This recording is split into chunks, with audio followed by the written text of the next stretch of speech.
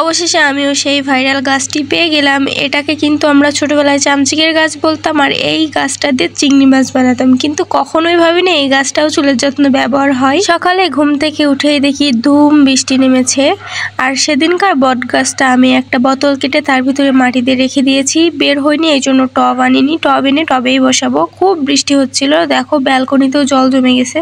Hello সবাইকে, কেমন আছো? আশা করি সবাই অনেক বেশি ভালো আছো, আর আমিও ভালো আছি। সকাল সকাল ঘুম থেকে উঠে বৃষ্টি দেখে এবার ভাবলাম কিছু তো খেতে হবে, কিন্তু তার আগে আমি একটু ছাদে যাই। বৃষ্টি থেমে গিয়েছিল।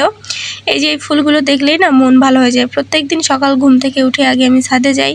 টাইম ফুলগুলো শুকাই গেছে, যেই না টাইম ফুল দেখতে নিচে বসে দেখি যে সেই মহামূল্য গাছটা। এর অরিজিনাল নামটা আমার এখন মনে পড়ছে না, খুব কঠিন একটা নাম।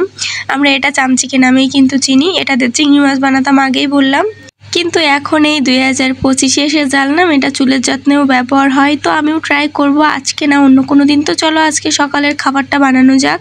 তো সকালে আমার একটু পপকর্ন খেতে ইচ্ছা হচ্ছিল, আমি এটা বাড়িই বানাবো, কারণ এটা বানাতে খুব ভালো লাগে। যখন কড়াইতে দেওয়ার পরে ফোটে না, ওটা দেখতে যে এত ভালো লাগে, চোখের এক প্রকার শান্তি লাগে। প্রথমে একটু ভালো করে কড়াইটা গরম করে নেব, একটু বেশি গরম করে, তারপরে ভুট্টাগুলো দিয়ে নাড়াচাড়া করে তারপর তেল দিয়ে দেবো। অলরেডি কিন্তু আমার ভুট্টাগুলো ফুটতে শুরু করেছে, আর আমি কিন্তু একটা ঢাকনিও রেডি রাখছিলাম, যখনই ফুটে উঠবে তখনই দিয়ে দেব।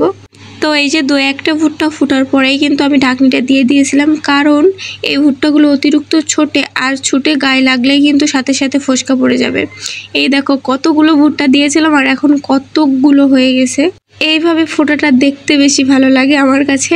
তো এই যে আমার কিন্তু পপকর্ন ভাজা শেষ। তো চলো, শুধু পপকর্ন খেলেও তো হবে না, একটা রুটি রোল বানানো যাক। সবাই এগ রোল বলে, আমি রুটি রোল বললাম, কারণ গতকালকে রাতে আমি রুটি বানিয়েছিলাম, সেটা দিয়ে এখন একটা ডিম ভাজিতে এগ রোল না রুটি রোল বানাবো। আর এই রুটিটা তোমরা কেউ ভেবো না যে ইঁদুরে খেয়েছে, এটা আমি দুই সাইড দিয়েই কাল রাতে একটু ছিঁড়ে ছিঁড়ে খেয়েছিলাম। এক সাইড থেকে না, দুই সাইড থেকে খেয়েছি, দেখে মনে হচ্ছে যে ইঁদুরে খেয়েছে, কিন্তু না, আমিই খেয়েছি। তো যাই হোক, তারপরে এই যে চেপে চেপে দিয়ে যেমন এগ রোল করে তেমনভাবে বানিয়ে নিলাম। টাটা।